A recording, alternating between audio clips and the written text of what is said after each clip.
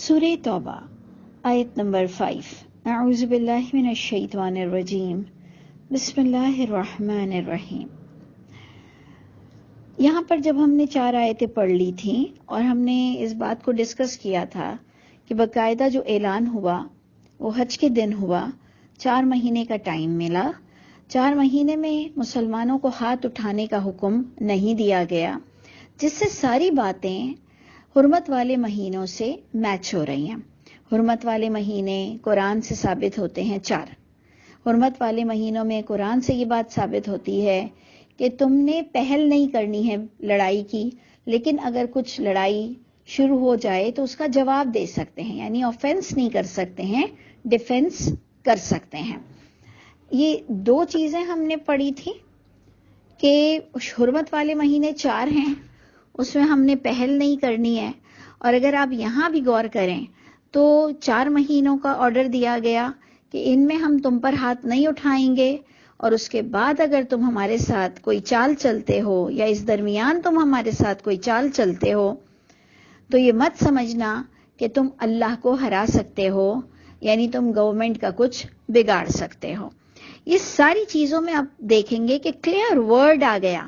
آیت نمبر 5 سورہ توبہ میں کلیئر ورڈ آ گیا کہ فَإِذَا انْسَلَخَ الْأَشْهُرُ الْحُرُمُ، جب گزر جائیں یہ 4 مہینے، کلیئر آ گئی بات۔ اب یہ الگ بات ہے کہ آپ مانیں نہ مانیں، کیونکہ منوانے کی ذمہ داری نہ میری ہے نہ کسی اور کی ہے۔ انبیاء کرام بھی بات کو پہنچا دیتے تھے۔ میرا بھی یہی کام ہے، آپ کے بھی ذمہ یہی کام ہے کہ دیکھیں حرمت والے مہینے قرآن سے ثابت ہو رہے ہیں، وہ 4 ہیں اور وہ عرفات کے دن اناؤنس ہوا ہے۔ اب آپ نے سارا اپنے لحاظ سے ٹیکل کرنا ہے، مجھے تو آیت مل چکی ہے۔ تو اللہ تعالیٰ فرماتے ہیں کہ جب یہ 4 مہینے گزر جائیں تو فَاقْتُلُوا الْمُشْرِكِينَ، مارو مشرکوں کو، ایسے ہی بیٹھے بٹھائے نہیں مارنا۔ کن لوگوں کو مارنے کا حکم دیا گیا تھا؟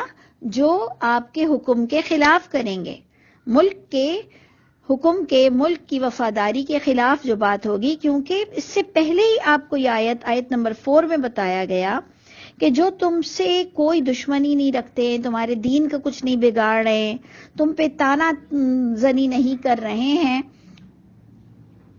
تو تم نے ان کی مدت تک کا خیال رکھنا ہے۔ تو جب یہ حرمت والے مہینے گزر جائیں تو مشرکین کو تم نے تب مارنا ہے جب وہ تمہارے خلاف کھڑے ہوں۔ حیث وجدتموہم، یعنی جہاں کہیں یہ تمہارے ساتھ زیادتی کر رہے ہوں، تم کو بہت ہی ایکیوریسی دکھانی ہے، ایکٹیو رہنا ہے، اپنے لوگوں کو جگہ جگہ کھڑے رکھنا ہے کہ کوئی غلط کام نہ ہو سکے۔ جیسے کہ ایک ملک چلتا ہے، ایک ملک میں ایک پولیس فورس، ایک آرمی فورس کس طرح سے پورے شہر کو کنٹرول میں لیتی ہے، تو جہاں تم پاؤ ان کو کہ اگر یہ خلاف اصول کچھ بات پر جا رہے ہیں، وَخُذُوهُمْ، انہیں پکڑو، وَاحْصُرُوهُمْ، ان کا حصار کرو، وَاقْعُدُوا لَهُمْ، کلیئر ہو گیا، بیٹھو ان کے لیے، کل مرصد، ہر گھاٹ پر۔ یعنی آپ دیکھتے ہیں نا کہ ہمیں جگہ جگہ روکا جاتا ہے، چیک کیا جاتا ہے، تو باقاعدہ یہ آرگنائز طریقہ، بہت ہی بہترین آرگنائز طریقہ، اس سے پتہ چلتا ہے کہ نبی کریم صلی اللہ علیہ وسلم کتنے سمجھدار، پڑھے لکھے، ملک چلانے والے نبی، چیف آف آرمی سٹاف، ہر طرح سے وہ کس طرح ہینڈل کرتے ہوں گے ہر چیز کو۔ اور اللہ فرماتے ہیں فَإِن تَابُوا، بس اگر وہ توبہ کریں، بار بار توبہ کا پروپوزل دیا جا رہا ہے کہ اگر وہ رجوع کریں، توبہ کریں، صلاۃ کو قائم کریں، زکوٰۃ ادا کریں، فَخَلُّوا سَبِيلَهُمْ، تو ان کے راستے کو تم خالی کرو، چھوڑ دو، یعنی پھر ان کو فضول مت گھسیٹو، ہر ایک کو فضول پریشان مت کرو۔ اگر تمہیں اپنے طور پر لگتا ہے تو ان کا راستہ فضول کا مت پکڑا کرو۔ ان اللہ غفور الرحیم، بے شک اللہ تعالیٰ تو بخشنے والے، بڑے رحم فرمانے والے ہیں۔ یعنی آپ ادھر دیکھ لیجئے کہ وہی سلیمان علیہ السلام کی طرح جہاں اسٹرکٹ رہنا ہے وہاں اسٹرکٹ رہنا پڑے گا، جہاں نرمی برتنی ہے وہاں نرمی برتیں گے۔ صرف محمد صلی اللہ علیہ وسلم صرف صلاۃ اور زکوٰۃ ہی نہیں دیتے تھے، پورے ملک کو بھی کنٹرول کرتے تھے.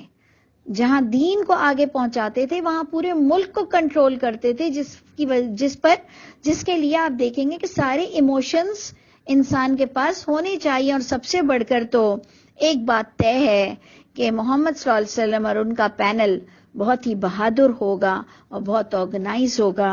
اور اللہ تعالیٰ مجھ کو اور آپ کو بھی ان تمام آیتوں سے سمجھداری عطا فرمائے، اور ہم سب کو بھی ایک ایسا دین، ایسا ملک نصیب فرمائے کہ جہاں پر ہم اپنے دین کو آزادی کے ساتھ لے کر اس کی رسپیکٹ بھی کر سکیں.